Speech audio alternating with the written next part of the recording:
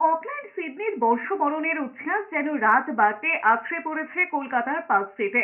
সব থেকে কাছের মানুষের হাতে হাত রেখে পার্ক স্ট্রিটের আলো ঝলমল রাস্তায় বছরের শেষ দিনটা চেটে পুটে উপভোগ করেছে সদ্য টিনেজার থেকে বিয়ের পর বেশ কয়েক বছর কাটানো দম্পতিরাও।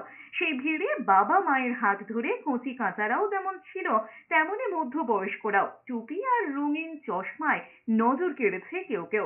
রেস্টুরেন্ট, পাব, বার বছরের শেষ দিনটার ফুর্তি ছিল আনলিমিটেড, আর মানুষের উৎসাহে যাতে কোনো খামতি না হয় তার জন্য তৎপর ছিল পুলিশ প্রশাসন। সব মিলিয়ে প্রত্যেকের একটাই আশা, নতুন বছরে যেন আকাঙ্ক্ষাগুলো পূর্ণ হয়।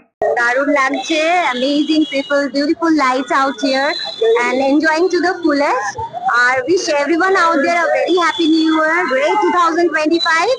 আর আজকে বর্ষবরণ, সুতরাং সবাইকে জানাই অনেক অনেক শুভেচ্ছা। সবাই খুব ভালো থাকবেন and wish you all a very very happy new year. যা ছিল ভালোই ছিল, আর যা আসছে যাই আসবে আমরা ভালোভাবেই মেনে নেব।